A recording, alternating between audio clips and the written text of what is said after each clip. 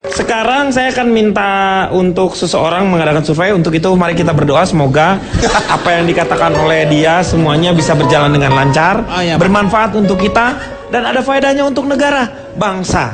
Ini ya. Oke? Silakan calon toh. Saya maksud Anda? Ya, kita berdoa untuk Anda. Anda tidak perlu berdoa sedalam itu karena saya hanya akan memberikan data yang sederhana. Ringan berarti. Ringan. Iya. Saya bicara tentang yang tadi bersifat mistis ya. Iya. Banyak menunjukkan data bahwa orang yang pengen kaya datang ke dukun. Itu ternyata data saya mengatakan orang yang pengen kaya datang ke dukun itu 100% ke dukun dan 100% kecewa. Dukun itu adalah pekerjaan, profesi. Iya. Profesi dia lakukan untuk menghasilkan, Untuk menghasilkan kaya, supaya kaya. dukunnya sendiri pengen kaya dengan bekerja. Iya. Nah ini orang datang pengen kaya ke tempat orang yang juga pengen kaya sebagai dukun. Pasti Anda bingung. Enggak, saya Coba Anda ke dukun. Enggak usah. Saya bisa menangkap. Nggak bakalan bisa, Pak. Dukunnya aja mau kaya dia bekerja. Sebagai dukun. Kok Lah, kita kok kita datang? pengen kaya kok datang Pengen ke kaya dukun? datangnya ke dukun. Harusnya kan bekerja. Dukun itu sebenarnya memberi contoh pada kita. Kalau kamu pengen kaya, bekerjalah. Tapi tahu nggak, pola pikir orang biasa dan orang kaya itu beda. Belum, ini saya belum Belum tahu ya, saya jelaskan. Moga-moga ilmu ya untuk kita Ya ya. ini ilmu. Iya. Orang kaya itu takut menjadi orang biasa. Orang biasa tidak takut menjadi kaya. Beda banget. Bedanya apa dalam melihat uang? Itu secara nominal sama buat siapapun.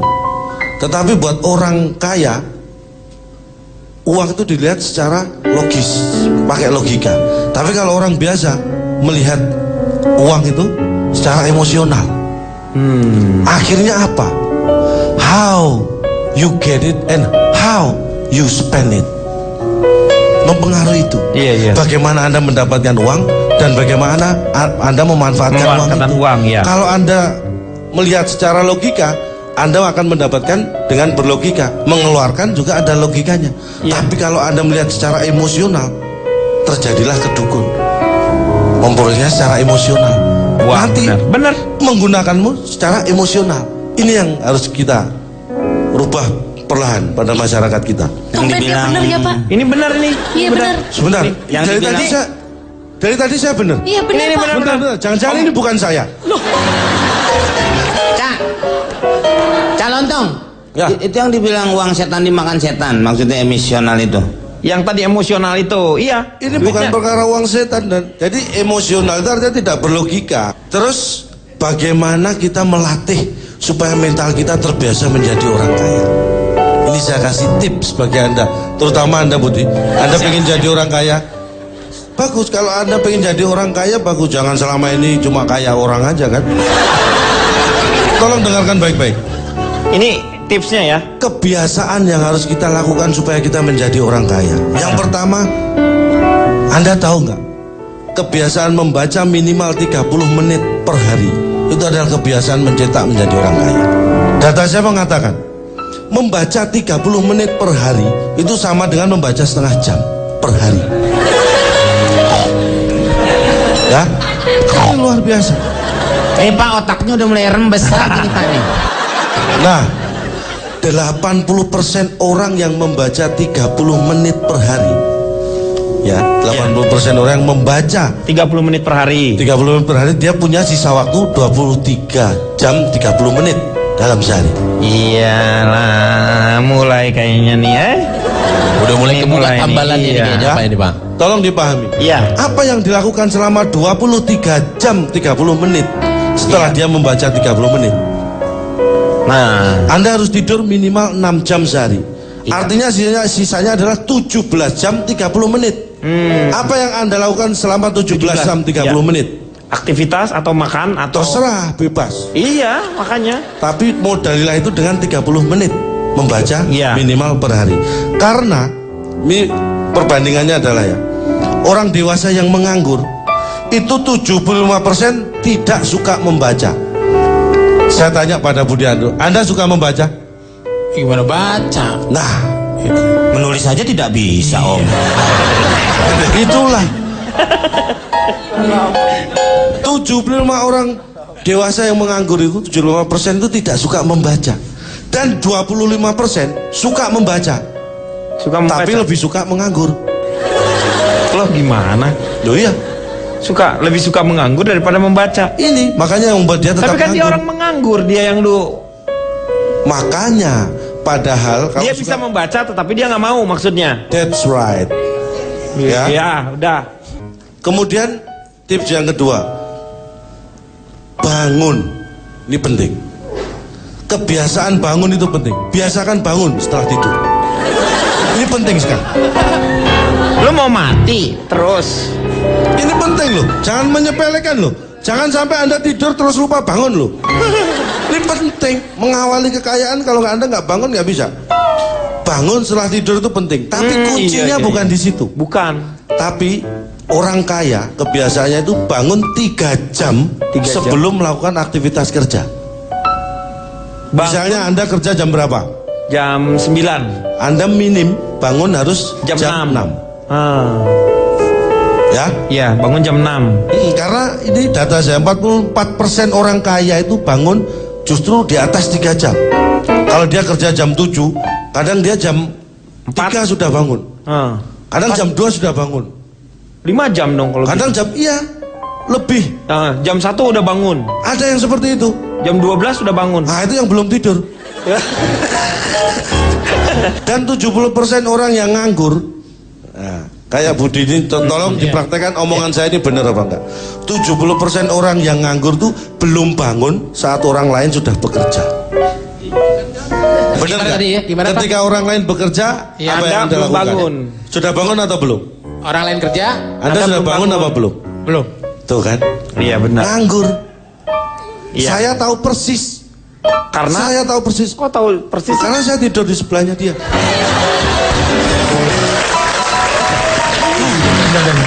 Terus tadi gimana? Udah bangun? Kalau sudah bangun Anda beraktivitas. Ada satu kebiasaan yang menurut Anda mungkin sepele tapi ini penting buat orang. Nah, apa itu? Mengucapkan selamat ulang tahun. Kepada yang baru bangun? Selamat bangun kalau itu.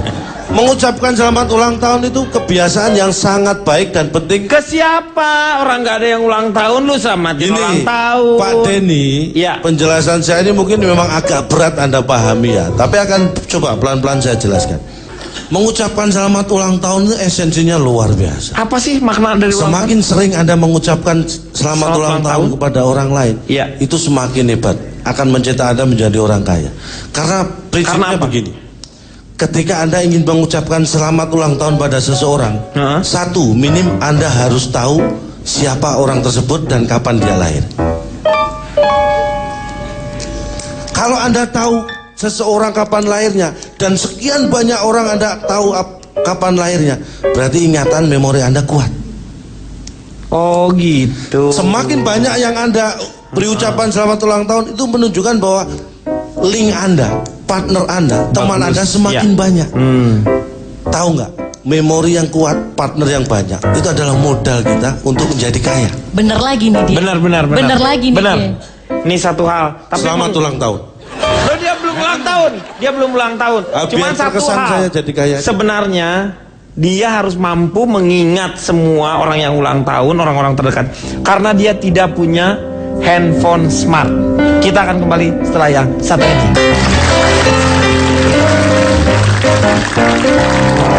Mengatasi masalah tanpa solusi. Balik lagi, Cak. Itu kan misalnya yang namanya ulang tahun itu kan bisa disimpan di memori yang lain. Kan kita punya komputer, smartphone. Itulah masalahnya. Masalahnya apa? Saya nggak punya. Iya, makanya kamu tuh nggak Tapi punya. akhirnya itu membentuk memori saya untuk mengingat ulang tahun orang lain.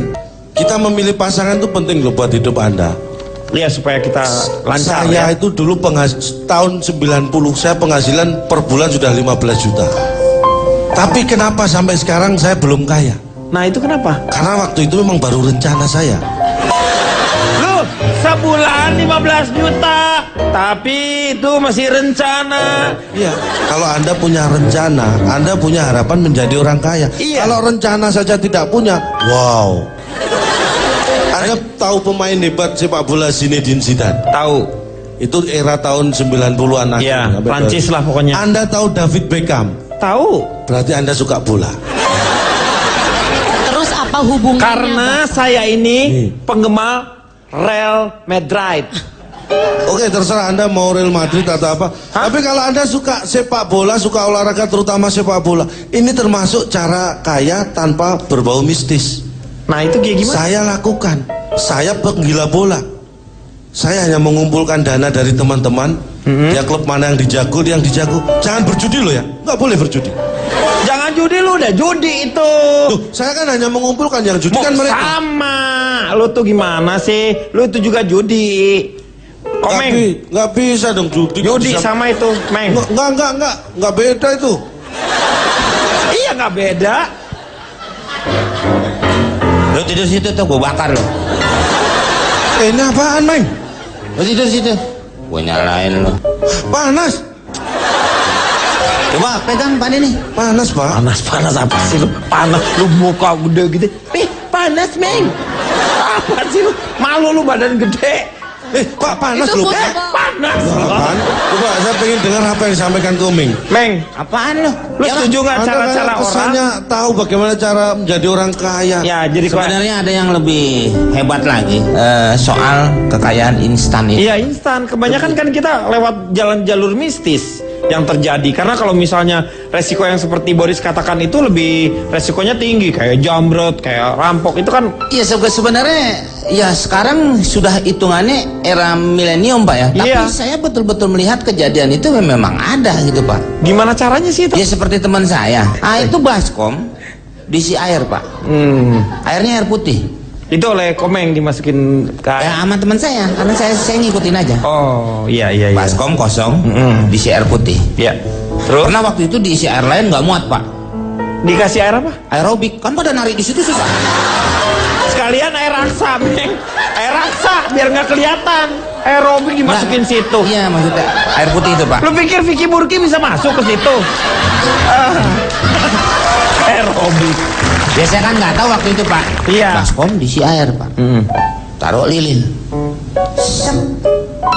Dinyalain Pak. Teman saya berubah jadi babi. Dia langsung jadi babi. Menjadi babi Pak. Ini maaf nih Bud. Oh, ngapa saya Saya nungguin di rumahnya Pak. Iya, dianya terus dia keluar dari rumah itu. Keluar Pak. Kebetulan nggak jauh-jauh ada seorang pengusaha. Itu babi keluar. Iya, Saya tungguin Pak. Dia pokoknya mengarah ke sana ke rumah orang kaya itu. pengusaha itu. Pengusaha peternak dia. Oh, peternakan juga dia. Iya peternak Pak. Peternak babi. Hah? Nah terus dia keluar nih Pak. Saya tungguin Pak. Nggak balik. 2 jam belum balik Pak. Lama banget. Hampir mau pagi sebelum subuh jam 4 baru dia balik Pak. Rambutnya udah basah. Saya minta dong duit Pak. Ini duitnya. Duit pala lu katanya. Gua masuk ke rumah orang kaya. Set. Kata yang jadi babi temen saya. Iya. Set tendangan babi. Ditangkap orang kaya. Dikawinin babi perempuan Pak. Pikir babinya dia lepas Pak. Makanya dia pulang sampai keramas dulu. Duit kagak basah. Dianya malah lepek rambutnya Pak. Itu kadang-kadang Pak. Itu sial ya ya. Iya. Iya iya iya. Udah mau ke gunung. Saya ikut ke gunung. Sama orangnya sopan banget Pak. Ke gunung aja minta permisi, izin dulu, ini dulu. Naik Pak. Mau nemuin gua di situ tempat pesugihan Pak. Ngantri nih Pak. Antri udah masuk nih kan. Orang ngantri masuk satu-satu. Keluar. Sedih tampangnya Pak. Giran teman saya nih. Masuk. Masuk. Saya ikut Pak. Set Pak. Nah, set. Di situ ada si Husen Pak. Si Husen kok siapa si Husen itu? Itu yang suka nungguin keramat-keramat. Kuncen. Kuncen. Kuncen ya Husen. Kamu kalau nggak ngerti itu tanya. Kuncen. Yang suka nungguin tempat itu namanya juru kunci, dipanggil Kuncen. Kuncen. Bukan Husen. Betul. Bisa tahu loh, Le. Pak, ini yang keluar ada atau Komeng terserah, milih nih. Loh, kan Anda nggak keluar berarti? Hah? Anda nggak keluar? Loh, jasnya Saya atau Komeng gitu yang keluar gitu ngomongnya Ya bukannya. ngapain Pak? Orang saya tadi cerita, saya selama ini nganggur, di sini kerja kok malah keluar. Iya benar. Makanya pilihannya Anda atau Komeng yang keluar nih. Nggak usah, kita di sini aja. Kalau mendingan kita tiga-tiganya keluar biar orang pada merhatiin siapa yang kejang duluan. Orang meneliti juga harus tahu. Ini kalau persis. kita mistis, biasanya kan ada dampak negatifnya. Nah itu tuh, Dampak negatifnya apa itu? yang nggak positif, yang jelas dampak negatif itu. Diuraikan dong, diuraikan. Nah, gini. Nanti tapi ya, kita akan lihat dampak negatifnya seperti apa setelah yang satu ini. Tanpa solusi. Kita lanjutkan kembali dengan efek negatif dari hal-hal mistis. Kalau kita misalnya mau cepat kaya. Ini, silakan. Efeknya apa aja? Cak. Kita fokus saja pada mencari pesugihannya. Ya, pesugihan. Negatifnya adalah satu, wasting time, membuang-buang waktu karena ketidakpastian. Kemudian juga ribet. Itu unsur yang bisa saya jelaskan. Karena dalam pesugihan itu ada perjanjian dengan setan. Iya. Anda bisa bayangkan, kita janjian dengan orang saja kadang-kadang kecewa, nggak datang-datang, apalagi dengan setan. Ada janjian dengan setan, dia kelihatan nggak, Iya. wasting time, sia-sia. Kadang-kadang dia sudah datang, kita nggak tahu. Dia sudah pulang, kadang-kadang kita nggak tahu. Itu kan wasting time, buang waktu. Yang berikutnya adalah kontrak yang tidak jelas.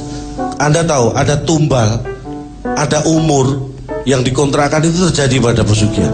Biasanya orang yang pesugihan itu kadang-kadang tumbalnya anak sendiri Pak. Iya, betul.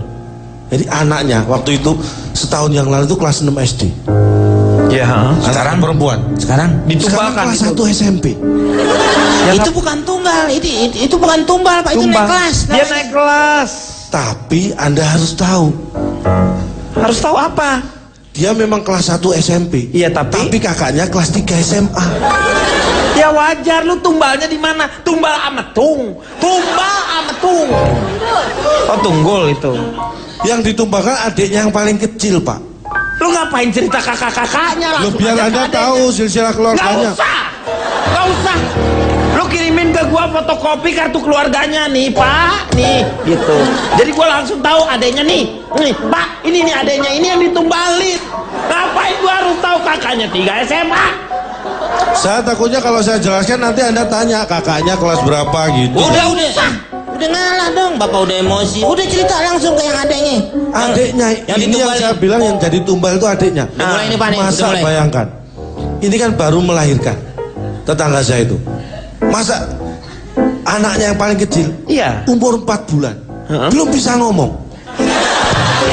Anak kecil itu wajar 4 bulan belum bisa ngomong.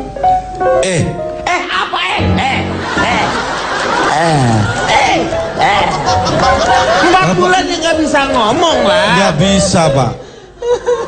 Anak saya itu waktu umur 4 bulan itu sudah bisa ngomong. Pintu kereta baru 2 hari udah bisa ngomong Ya pintu kereta. ampun, anak saya itu lahir 13 Desember Iya. tahun 98. 98. Nah ketika bulan Maret Iya, 99, dia kan 4 bulan Iya, 4 usianya, bulan. lebih dari setahunnya. Dia bisa ngomong sudah.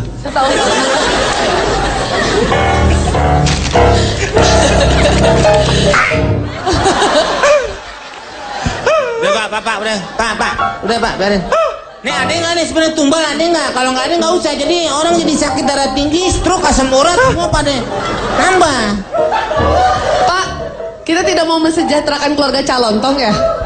Bisa nggak sih Pak kita sejahterakan keluarga Calontong dengan cara menumbalkan Calontong? Kita lempar ke laut sama kepala kerbau Pak. Sepertinya itu ide yang cemerlang. Orang anaknya setahun lebih mah ya iyalah tuh bisa ngomong. Lah itu Anda bilang nggak bisa tadi. Tadi kan lu bilangnya 4 bulan. Lu anak lu kan 1 tahun 4 bulan. Anda sih beda-bedain anak orang. Tuh beda-bedain apa? Ini udah ngotot beda-bedain. Ini anaknya yang ditumbalin itu umur berapa? 4 bulan. Bayi, Bisa Pak. Iya sekarang ditumbalin enggak itu? Nggak tahu kan anak dia Pak, masa. Lu tadi kan ngomong tumbal. Nah, maksud saya, tumbal itu bisa ke anak, makanya anak itu harus dijaga baik-baik. Siapa Jadi tahu. anaknya nggak ditumbalin? Nggak tahu, Ngapain lu Pak. cerita? Kita kan nungguin. Gua udah ngomongin kan, kirain gua dengerin, oh anaknya mau ditumbalin. Kan itu tetangga ya ini ada tetangga Nggak satu. usah, stop. Nih, tetangga lu masukin ke sini, lu sate semuanya, sate. Pak, tapi ini satunya tetangga saya juga ini. Ya kenapa tetangga kamu kenapa di situ? Mau saya ceritakan? Nggak usah, Udah, Pak. nggak usah. Notulen, tujuan jadi resiko instan. Ada resikonya pasti. Tado, Pak. Harus dibayar juga. Calon tong nih tetangganya bukan? Bukan. Bukan. Oh, bukan. Seolah-olah ini kita hidup ini jadi kekayaan itu menjadi sebuah tujuan utama. Padahal tidak seperti itu seharusnya. Silakan, Betul. Notulen. Dari pembicaraan ini saya mencoba menyimpulkan dari sisi Bill Gates. Bill Gates itu kan salah satu orang terkaya di dunia ya. Bahkan pernah jadi nomor 1. Uangnya itu sekarang di tabungan 560 triliun rupiah. Penghasilan dia 250 US dollar per detik. Dan 7,2 miliar dolar per tahun. Kita bayangkan seperti itu. Tetapi dia membuat wasiat hanya akan memberikan uang kepada anaknya 10 juta dolar saja. Selebihnya dia banyak sumbangkan untuk penelitian tentang AIDS dan untuk membantu orang. Alasannya cuma satu. Saya tidak mau anak saya menganggap uang itu seperti memetik daun-daunan di atas pohon. Karena bagi Bill Gates, merayakan kesuksesan itu penting, tapi jauh lebih penting mengambil pelajaran dari kegagalan dan perjuangan. Dia ingin anaknya tidak instan. Yang kedua, coba kalau kita lihat uang kita, uang 100.000 dengan uang 1.000 selalu lebih lecek uang berapa? 1.000. Uang 1.000. Iya. Karena circle uang 100.000 pendek. Betul. Dari bank masuk ke tas orang, dibelanjakan di mall, Lama, ya. ditabung kembali. Selalu rapi atau disimpan. Tapi uang 1.000, Lecek, dia ya. kemana-mana, ke anak yatim, ke tukang ojek, masuk ke celengan masjid, berputar terus menerus. Dari sini kita bisa dapat satu pelajaran bahwa bukan seberapa besar penghasilan kita, tapi seberapa bermanfaatnya penghasilan kita. Dan satu terakhir, tidak harus mampu membeli ranjang enak untuk bisa tidur enak. Iya. Satu hal yang bisa ditangkap dari pembicaraan ini untuk Budi, jangan pernah juga kamu menyesal mempunyai muka lecek toh seperti uang 1.000 yang penuh dengan yang namanya pengalaman dan manfaatnya. Jadi jangan pernah kecewa dengan wajah yang lecek itu. Satu hal yang saya ingin ingatkan kepada para pemirsa, ini adalah merupakan pilihan. Untuk kaya dengan cara mistis, hidup Anda akan tragis. Tetapi Anda kaya dengan logis, jauh hidup Anda akan lebih manis. Orang manis minum air putih, orang sakit minum obat. Sampai jumpa lagi di LKY akan datang. Lu mesti paham dong. Mari. Siapa yang punya mic? Kumpulin semua sama gue. Sini. Lu nggak usah ngomong sini. Oh, marah dia, Pak. Marah. Lu mau ngomong di